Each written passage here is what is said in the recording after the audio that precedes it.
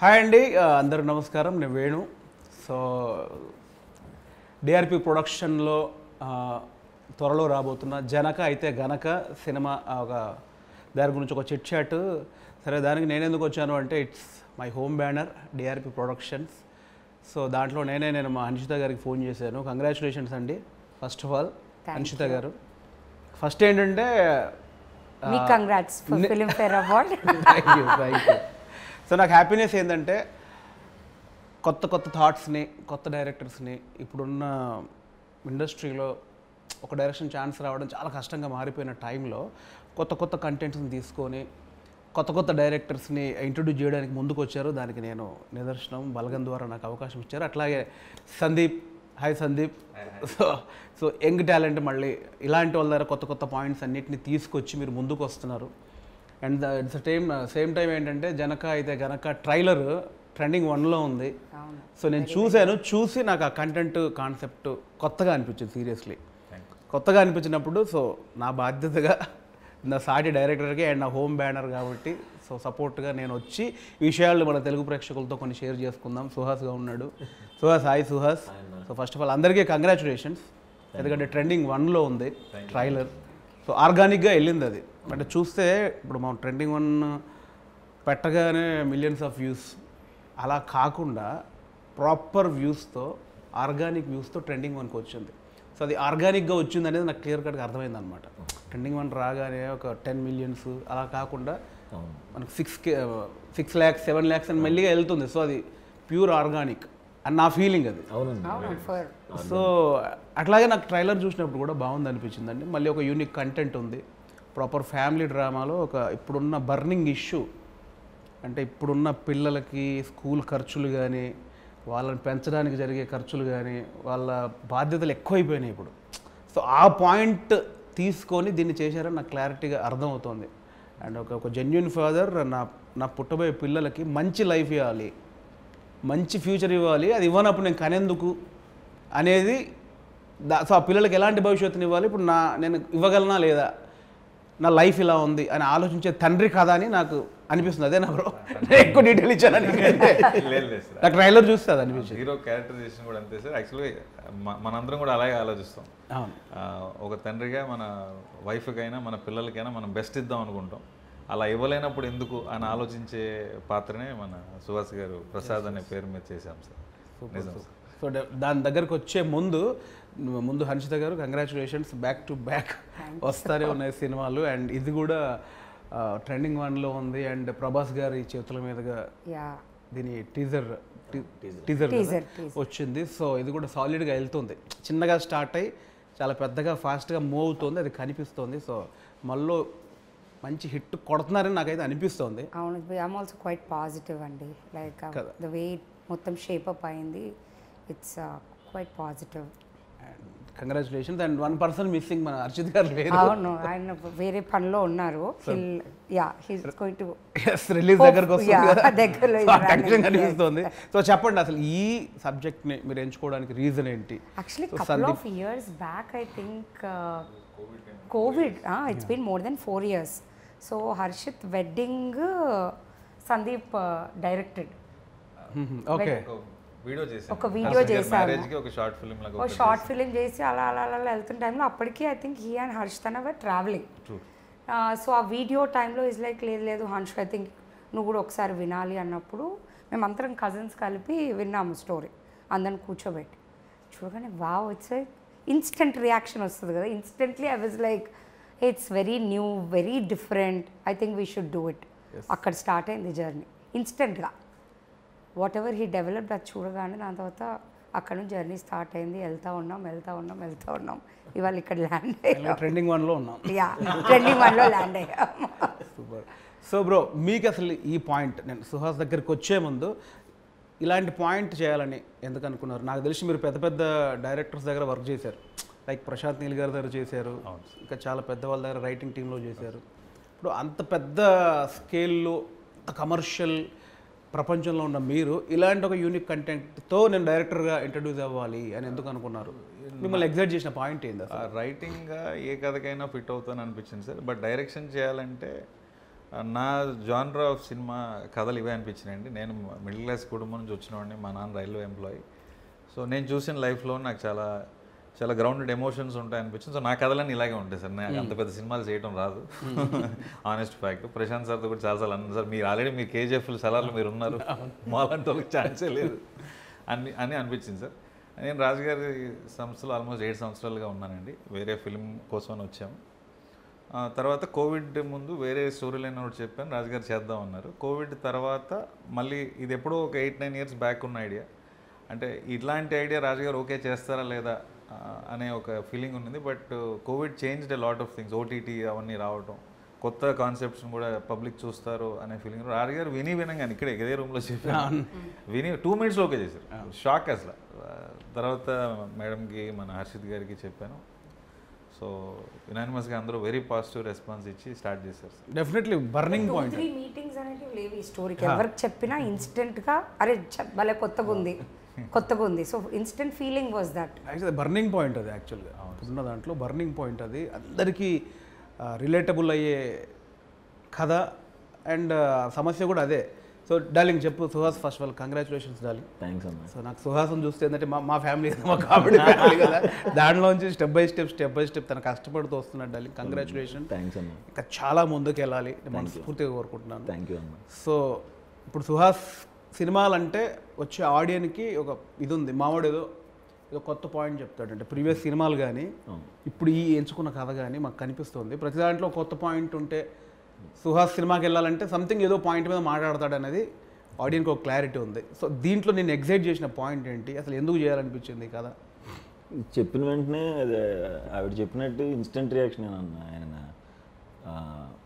Narration చెప్పడం start చేసిన 10-15 minutes నుంచి నేను నవ్వుతానే ఉన్నాను. నవ్వి ఎప్పుడు చేద్దాం అని ఇమీడియట్గా ఎగ్జైట్మెంట్ వచ్చేసింది అన్న. తొందరగా ఈ సినిమా చేసి ఏమేమైతే డిస్కస్ చేసాం ఈ సినిమాలో అవన్నీ తొందరగా ఆడియన్స్కి చూపించాలి అని అనిపించింది అన్న. అంటే ఆ మిడిల్ క్లాస్ ఎమోషన్ కానీ, ఫాదర్కి సన్కి మధ్యన ఉన్న రిలేషన్ కానీ, అండ్ వైఫ్ క్యారెక్టర్ నేను బాగా పర్సనల్గా బాగా కనెక్ట్ అయ్యాను. చాలా మంచి సీన్స్ ఉంటాయి నాకు వైఫ్కి, సంకీర్తన తనతో. అండ్ కోర్ట్ ఎపిసోడ్ చాలా హిలేరియస్గా ఉంటుంది అన్న. Rajendra Prasad sir court episode ఆ ఇష్యూ సీరియస్గా ఉండదు. అంటే దీనిలో ఒక ట్రైలర్లో నాకు అబ్జర్వ్ చేసిందంటే ఒక థింగ్ మీద, ఏదైతే కండోమ్ మీద కేసు వేయొచ్చు అని ఒక పాయింట్ నాకు కనిపించింది. అదేనా? అవును సార్. దాని మీద డిస్కస్ జరుగుతుంది. అది సీరియస్గా ఉండబోతుందా, కామెడీగా ఉండబోతుందా? రిలవెంట్గా ఉంటుందని చెప్పచ్చు సార్. వెరీ హిలేరియస్గానే చెప్తూ ఈ ఇష్యూకు సంబంధించిన ఎన్ని ఎమోషన్స్ తగిలితే ప్రతి ఎమోషన్ టచ్ అవుతుందండి. ఫ్యామిలీ అందరూ కలిసి కూర్చొని చూడాల్సిన మూమెంట్స్ ఉంటాయి. అందరూ కలిసి నిజంగానే చూడాలి. మన పేరెంట్స్ జనరేషన్కి ఉన్న మైండ్ సెట్ ఏంటి, మనం ఉన్న మైండ్ సెట్ ఏంటి, నెక్స్ట్ జనరేషన్ కూడా ఖచ్చితంగా చూసి ఎంజాయ్ చేస్తారు అనుకుంటున్నాను. అవును, డెఫినెట్. అంటే నేను బాగా రిలేట్ ఎందుకంటే నాకు 2 పిల్లలు. మొన్న పాప నాకు ఇప్పటి నుంచే భయం వేస్తుంది. అంటే ఇప్పుడున్న ఈ స్కూల్స్, ఈ గోల, ఈ ఖర్చులు, ఈ మెడికల్ థింగ్స్ ఇవన్నిటి చూసి ఏంటి అసలు ఇప్పుడు ఆ బయట ఉన్న పొల్యూషన్కి వీటన్నిటి నుంచి కాపాడి వీళ్ళకి బెస్ట్ లైఫ్ మా టైంలో ఏదో జరిగిపోయింది, ఇప్పుడు వీళ్ళకి ఎట్లా ఇవ్వగలం అనేది డెఫినెట్లీ ప్రతి ఇప్పుడున్న మిడిల్ క్లాస్ ఇంటి సమస్య అండి. మిడిల్ క్లాస్ ప్రతి ఇంటి సమస్య పిల్లలకి ఏంటి ఫ్యూచర్ని ఇవ్వాలని. సో ఇందులో ఇంకోటి ఏంటంటే ఇప్పుడు ఒక మంచి ఇష్యూ మీద వెళ్తోంది. చాలా మిడిల్ క్లాస్లో ఉండే ఒక బామ్మ, తండ్రి కొడుకులకు మధ్యలో ఉండే గొడవ, కొడుకుని వెనకేసుకొచ్చే తల్లి, ఆ చిన్న చిన్న ఇళ్ళల్లో మిడిల్ క్లాస్ హస్బెండ్ భార్యకు మధ్యలో ఉన్న రొమాన్స్, ఇవన్నీ ఎట్లా డిజైన్ చేశారు మీరు? అంటే మీకు లైఫ్ ఎక్స్పీరియన్స్లో ఉన్నాయా లేక అంటే ప్యూర్గా కనిపిస్తుంది ఒక బామ్మ ఒక నాన్న వాళ్ళిద్దరి మధ్యలో టామ్ అండ్ జెర్రీ గొడవలు? మనం చూసినవే సార్. మనకి అందరికీ మనం అందరం కామన్ సమ్మర్ వెకేషన్కి అంటే నాయనమ్మ ఇంటికో అమ్మమ్మ ఇంటికి వెళ్ళేవాళ్ళం. అక్కడ అందరం కజిన్స్ కలిసేది, నాయనమ్మని ఆటపట్టించేది, బాబాయిల దగ్గర మామయ్యల దగ్గర దెబ్బలు తినేది.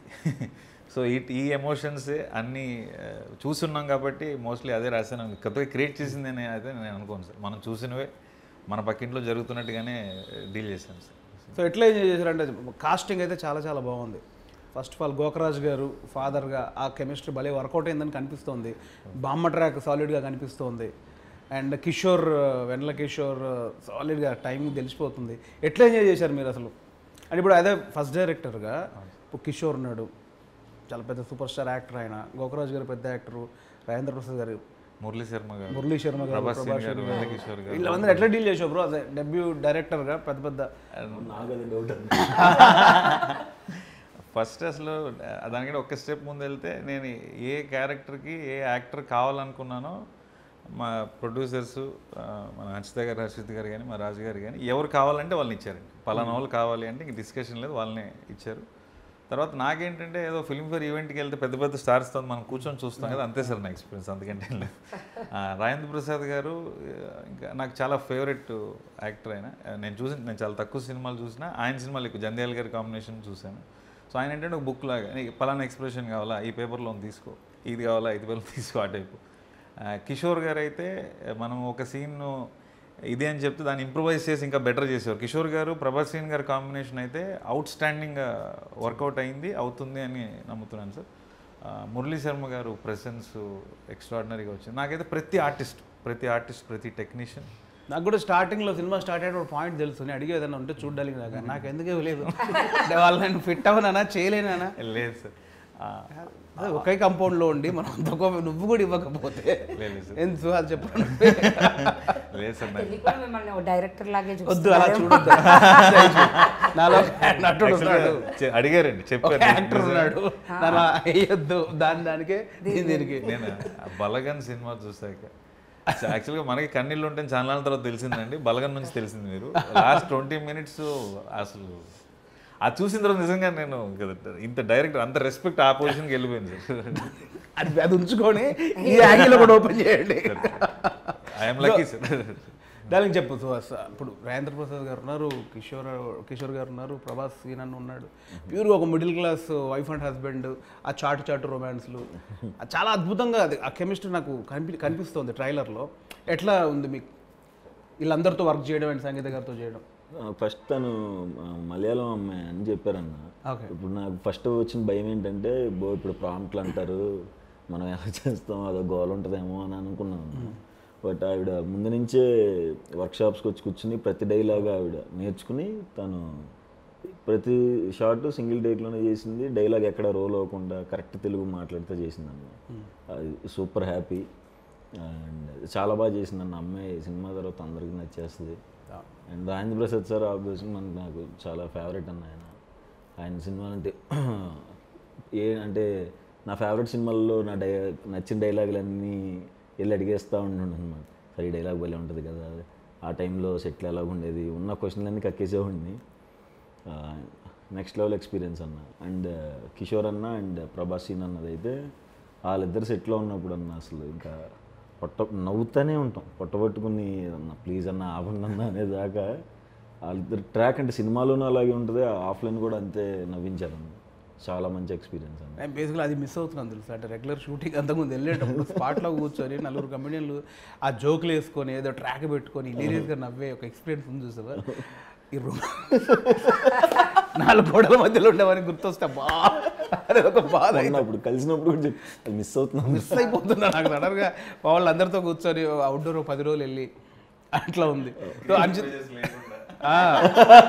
ఏం లేకుండా 4 గోడల మధ్యలో ఉండి ల్యాప్టాప్ ముందు పెట్టుకొని ఈ డిస్కషన్లతో ఇట్లా వచ్చేసి ఒక ఇంటర్వ్యూలో చెప్పారు, మనం ఆర్టిస్ట్కి వెళ్తే ఏ వాటర్ తీసుకురా ఏ షార్ట్ తర్వాత తీసుకో, డైరెక్టర్ అయ్యాక నాకు అర్థమవుతుంది సీరియస్గా. సో అంశద్ గారు మీరు చెప్పండి, ఇప్పుడు తను లైన్ చెప్పగానే ఒక 2 minutesలోనే మీకు అనిపించింది దీంట్లో ఏదో ఉందని. సో ఆ పేపర్ మీద పెట్టిన ఆ నరేషన్లో ఉన్నది మీకు స్క్రీన్ మీద ఇప్పుడు చూస్తున్నారు. సో ఎప్పుడు కాన్ఫిడెంట్ వచ్చింది తను కథ చెప్పాడు బట్ ఇతను తీయగలడా లేదా, అది చెప్పింది ఎగ్జిక్యూట్ చేయగలడా లేదా అని మీకు ఎప్పుడు అనిపించింది? అంటే ఒక షెడ్యూల్ చూసిన తర్వాత అనిపించిందా, లేదా స్పాట్లో తన వర్కింగ్ స్టైల్ చూసినప్పుడు? Like we were always already proven writing side he's extraordinary అనేది it's already proven thing. Yeah this is his first movie కాబట్టి almost like the way he was handling and almost స్టార్టింగ్లోనే I think he got catch of everything in the first schedule itself, I think. Yes, వెళ్ళిపోవచ్చు హ్యాపీగా. So first షెడ్యూల్లోనే మాయ చేశారు bro, ఇది మొత్తాన్ని lock చేశారు. అంటే కథతోడే ఉంటుంది బట్ స్టెప్ బై స్టెప్ అంత ఉంటాయి కదా. టెక్నీషియన్ యా కెమెరామెన్ గారు సాయి శ్రీరామ్ గారు, నాకు ఆయన ముందు నుంచి ట్రావెల్ ఉంది. సో ఆయన డిఓపిగా రావటం, ఆర్ట్ డైరెక్టర్ రామ్ కుమార్ గారు రావటం, మన మ్యూజిక్కి విజయ్ బుల్గన్ గారు మెయిన్ టెక్నీషియన్స్ నాకు పిల్లర్స్గా నిలబడ్డారు సార్. వాళ్ళ వల్లే సాయి శ్రీరామ్ గారి సెట్లో ఆర్ట్ డైరెక్టర్ సపోర్ట్ వల్లే 47 డేస్లో షూట్ చేసామండి. యూజువల్లీ మనకి ఆ main technician, cameraman, editor, music director, art director వాళ్ళు మెయిన్ బేసిక్గా డైరెక్టర్కి వాళ్ళ ప్రొడక్షన్ నుంచి అది మనకు సాలిడ్గా వచ్చినప్పుడు ఇక మిగతా పనులు చేసుకోవడానికి మనం మైండ్ పెడతాం. ఇక్కడ ఆటోమేటిక్ స్ప్లిట్ అయిపోతుంది కాబట్టి సో అది కూడా కంఫర్ట్ తనకి ఇచ్చారు కాబట్టి, అవును సార్, అనుకున్న టెక్నీషియన్ ఇచ్చారు కాబట్టి మేబీ అంతే కదా bro. 100% sir. Young team editor కూడా పవన్ కళ్యాణ్ కుర్రోడు సార్తో కలర్ ఫోటో నుంచి ఎడిటింగ్ చేస్తున్నాడు. సో వాళ్ళకి ఒక అండర్స్టాండింగ్ ఉంది. టెక్నీషియన్ యాక్టర్స్ నేనేం అడిగితే అది వచ్చినాయి సార్. ఆ విషయంలో వెరీ వెరీ లక్కీ. ప్రొడ్యూసర్స్గా, ప్రొడక్షన్ హౌస్గా వాళ్ళు మీరు అడిగిందాన్ని వాళ్ళు ఇచ్చారు. డెఫినెట్గా వాళ్ళు అడిగింది కూడా 7th మీరు ఇస్తారని నాకు నమ్మకం. అంటే రెగ్యులర్ ఇంటర్వ్యూలో మామూలుగా అనేయచ్చు నాకు నమ్మకం ఉందని. బట్ ఇంకొక దానికి అడిషన్ నమ్మకం ఎందుకు కలిగిందంటే కంప్లీట్ ఒక డిస్ట్రిబ్యూషన్, ఓవర్సీస్ డిస్ట్రిబ్యూషన్ మొత్తం సుహాస్ తీసుకున్నాడని తెలిసిందే. సో అంటే అక్కడే అర్థమైపోతుంది సినిమా మీద ఎంత నమ్మకం ఉంటే తప్ప ఓవర్సీస్ మొత్తం డిస్ట్రిబ్యూషన్ తీసుకునే సాహసం చేయరు కదా బేసిక్గా. సో అది చేశాడు కాబట్టి అది ఇవ్వబోతున్నారు. సినిమా కాన్ఫిడెన్స్ చాలా ఉంది నీకు సినిమా మీద, అందుకే తీసుకున్నావు. ఏంది నీకు అసలు డిస్ట్రిబ్యూషన్ తీసుకోవాలని ఎందుకు అనిపించింది? సినిమా చేస్తున్నప్పటి నుంచే అదిరిపోయింది. ఓవర్సీస్ తీసుకోవాలనే ఇప్పటి నుంచి ఉండేదన్న నాకు. అయితే ఏ సినిమాకి తీసుకోవాలి అన్నది ఒక ఆలోచన ఉంది. కాకపోతే ఇదేమో direct Dil Raju sir cinema. మనం అసలు అడిగితే వీళ్ళు ఏమనుకుంటారో, ఏమంటారు, ఇలా తిరిగి చూస్తారా, ఏంటి పరిస్థితి అని ఫస్ట్ మెల్లగా మా డైరెక్టర్ని అడిగా, సార్ కొంచెం మాట్లాడండి అంటే ఆయన దిల్ రాజు సార్తో మాట్లాడారు. తర్వాత వెళ్ళి కలిసినప్పుడు ఇట్లా డిస్ట్రిబ్యూట్ చేస్తాను సార్ అన్న. ఓకే అన్నారు. అంత ఈజీగా అయిపోద్ది అని కూడా నేను అనుకోలేదన్నా. ఓకే షూర్ కదా అన్న. షూర్ సార్ అని అలా వచ్చిందండి. చాలా హ్యాపీ. అది వస్తుందో రాదని భయపడ్డాను.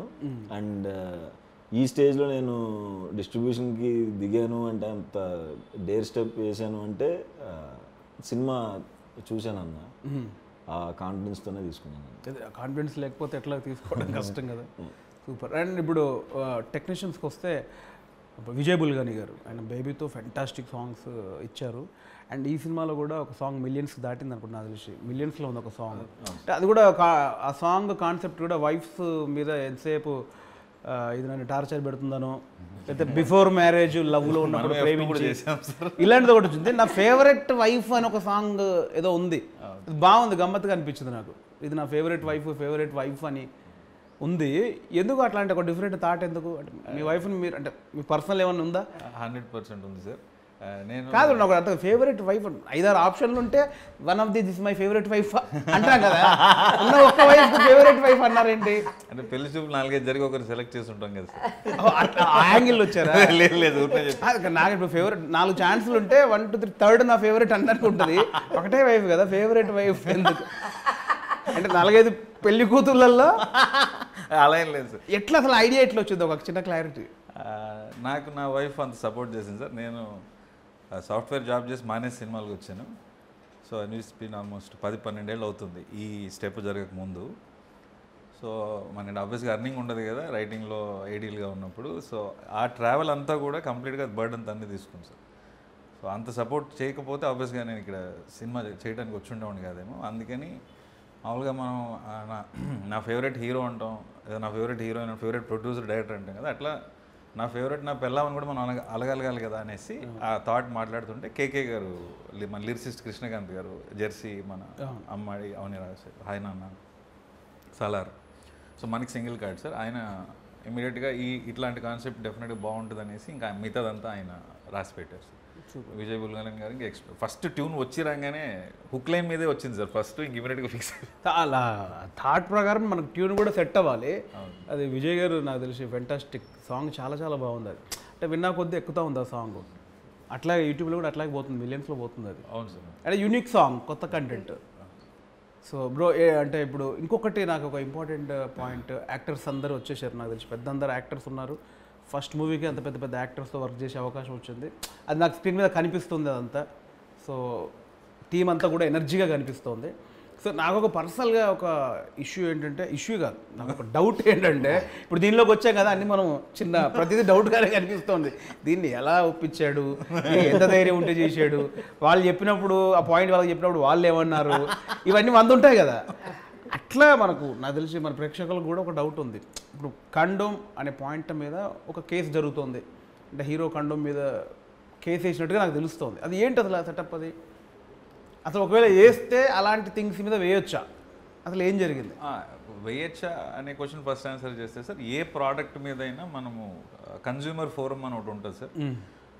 మనము కేసు ఫైల్ చేసి, అంటే వాళ్ళు ప్రామిస్ చేసిన విషయం జరగకపోతే, వాళ్ళు లెట్స్ ఏదో ఒక ప్రోడక్ట్ ఇలా వాడితే ఇది జరుగుతుంది అని చెప్పి అది జరగకపోతే, మనం సాటిస్ఫై కాకపోతే కన్జ్యూమర్ ఫోరంలో కేసు వేయచ్చు సార్. చాలా కేసులు జరిగాయి చాలా విషయాల్లో. ఇప్పుడు కాఫీ కప్లో కూడా టెంపరేచర్ ఇంత ఉంటుంది, స్కిన్ బర్న్ అవ్వచ్చు అని రాసింది ఒకనొక కేసు వల్ల. Okay okay. ఎక్కడో వేరే కంట్రీలో ఒక ఆవిడ కాఫీ తీసుకుని పెద్ద ఆవిడ కార్ రివర్స్ చేస్తూ కాలు మీద పడి స్కిన్ బర్న్ అయిపోయింది, ఆవిడ కేసు వేసారు. ఓకే. లా సూట్స్ అంటారు వేరే కంట్రీస్లో, అక్కడ ఇంకా ఎక్కువ కల్చర్ ఉంది మన దగ్గర కంటే. మరి కాఫీ వేడిగా ఉంటుందని మీకు తెలియదా అని అడిగితే, మరి నువ్వు అది మెన్షన్ చేయాలి కదా అని కేసు వేసి లా సూట్ గెలవటం వల్ల అది రాశారు. ఓకే. సో మనం చూసే ప్రోడక్ట్ల మీద మెజారిటీ ఆఫ్ ద లైన్స్ ఏవైతే ఉన్నాయో ఎక్కడో చోట ఎవరో చేసిన కేసు వల్ల లేదా కేసు రాకూడదనో అవి రాస్తారు సార్.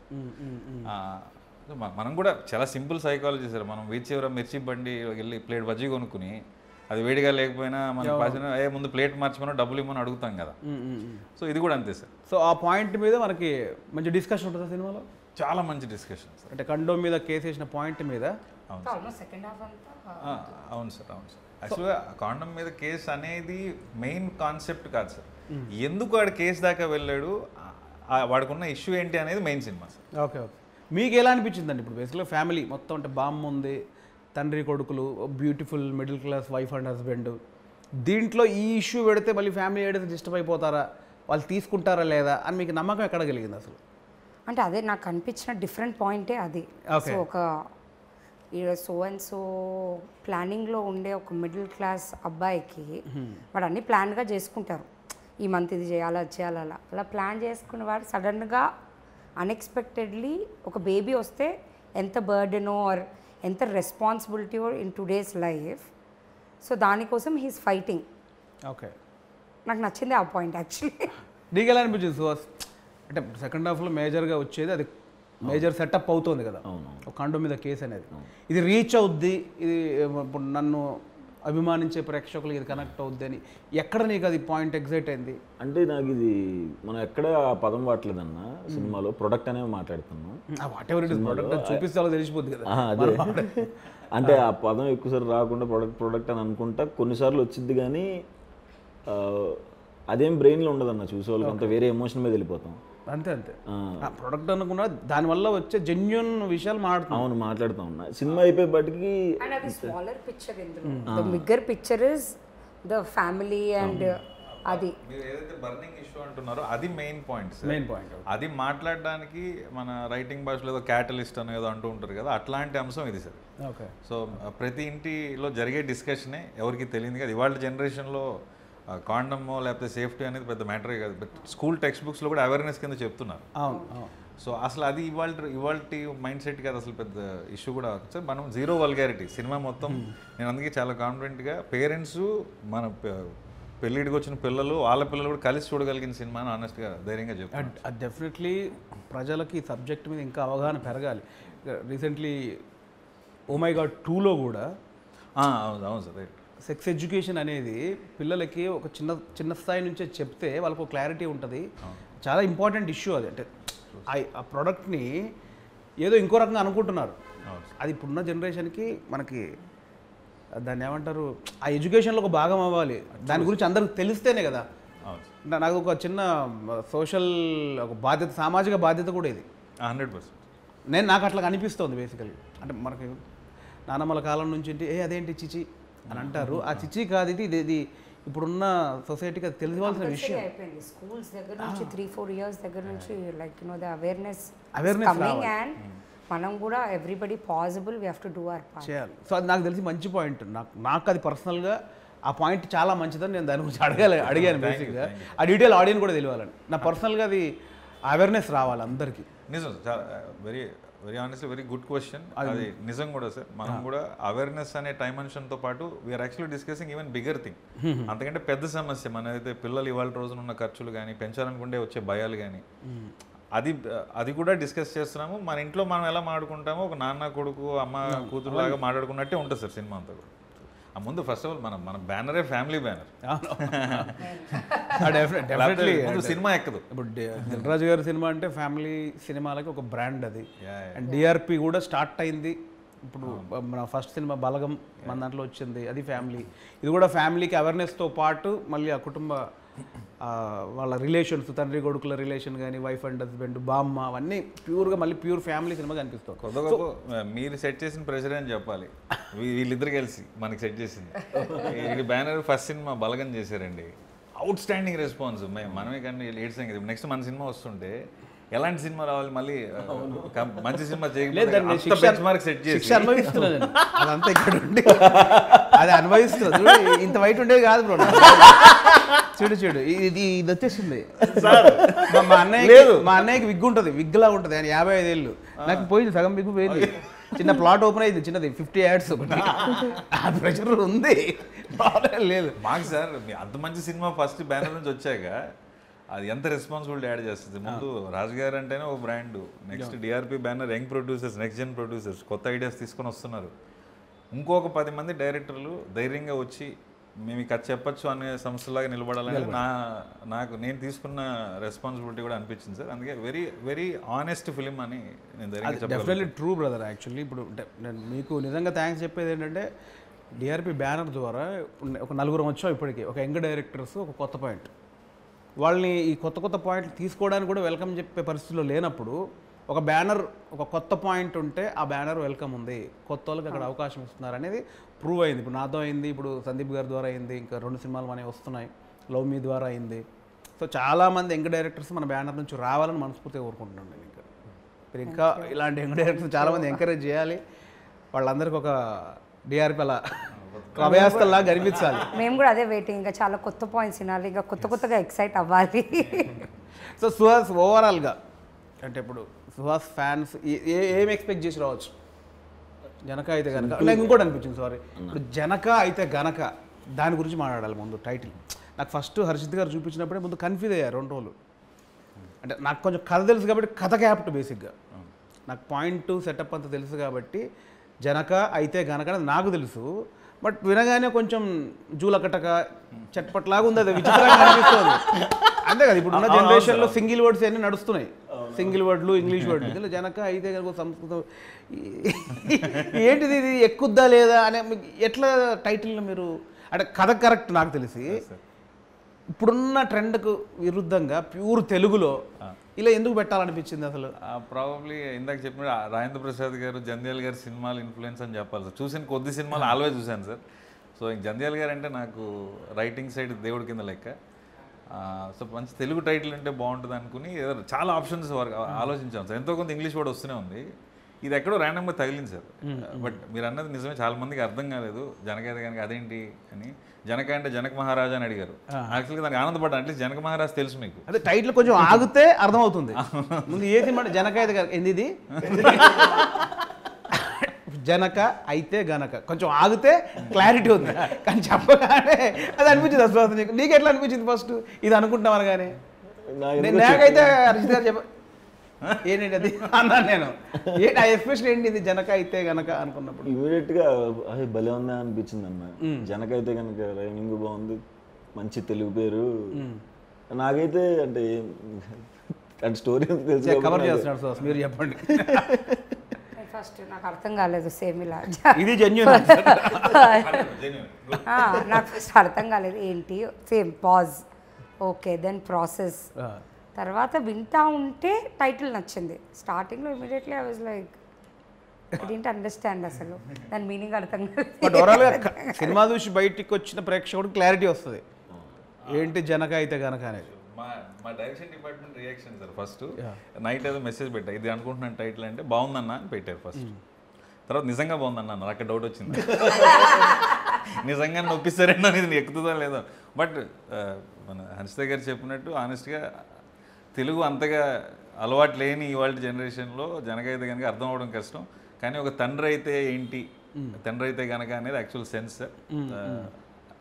బట్ సినిమా మీరు అన్నట్టు సినిమా చూస్తే ఆ టైటిల్ ఎందుకు పెట్టాము అని ఇంకా బెటర్గా సాటిస్ఫై అవుతారేమో అని అనిపిస్తుంది. అదే నాకు కూడా అదే ఫీలింగ్. బట్ వినగానే నాకు వచ్చింది అయితే డెఫినెట్లీ అది నాకు క్లారిటీగా తెలుగు మీద వచ్చిన పట్టున్నా కూడా నేను ఒక్కసారి అదేనా. సో ఓవరాల్గా ముగ్గురు జనక అయితే గనక నుంచి ప్రేక్షకులు ఏం ఎక్స్పెక్ట్ చేసి రావచ్చు? ఇదేంటి అసలు ఫ్యామిలీ సినిమానా, లేకపోతే ఒక సోషల్ అవేర్నెస్కి సంబంధించిన సినిమానా, లేకపోతే యూత్ఫుల్ ఫన్ ఉండే సినిమానా? I think I can call it a package. Okay. Yeah, I think it's a package. Family where message koncham a bit of awareness plus there's lot of comedy. That's what you can express from Suhas garu.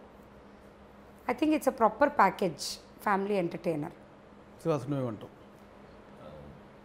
కంప్లీట్గా నవ్వుతారన్న. ఎట్లాంటి tensions ఉన్నా చక్కగా వచ్చి 2 గంటలు నవ్వుకుని మధ్యలో అలా కళ్ళు చెమర్చి కొంచెం ఇలా రిలీజ్ అయ్యి క్లాప్స్ కొట్టి మళ్ళీ నవ్వి థియేటర్ నుంచి బయటకు వెళ్తారు. Super bro. మీది అదే డైరెక్టర్గా వెరీ వెరీ హ్యాపీగా నన్నైతే ఫ్యామిలీ ఈవెంట్ అని అనుకోవచ్చు. మనం ఎలాగో పెళ్ళిళ్ళకి పేరెంట్లకి ఫ్యామిలీలు అందరం కలిసి వెళ్తామో అలా వెళ్ళే ఈవెంట్ అవుతుంది ఈ సినిమా. వచ్చిన వాళ్ళు వచ్చి వాళ్ళల్లో వాళ్ళు డిస్కస్ చేసుకుని నవ్వుకుంటారు, స్క్రీన్ మీద మాట్లాడి ఆర్టిస్ట్తోనూ మాట్లాడుకుని నవ్వుకుంటారు, ఎమోషన్స్ ఫీల్ అవుతారు. మన ఇంటి కదా, మీ కదా, మా కదా, మనందరి కదా అని అనిపిస్తుంది. వినాయక చవితి రోజున సినిమా రాబోతుందండి. చక్కగా పొద్దున పండగ పూజ కార్యక్రమం అంతా అయిపోయిన తర్వాత మా సినిమాకి కూడా వెళ్ళి మమ్మల్ని కూడా దీవించండి. Thanks. September 7th Vinayaka Chavithi స్పెషల్గా మా దిల్ రాజు ప్రొడక్షన్ నుంచి మీకు ఒక ఫ్యామిలీ ప్యాకేజ్ రాబోతుంది. మార్నింగ్ అందరూ పూజలు ఫినిష్ చేసుకొని మార్నింగ్ షో నుంచి మా మూవీకి వెళ్ళి మా అందరినీ కూడా బ్లెస్ చేయండి.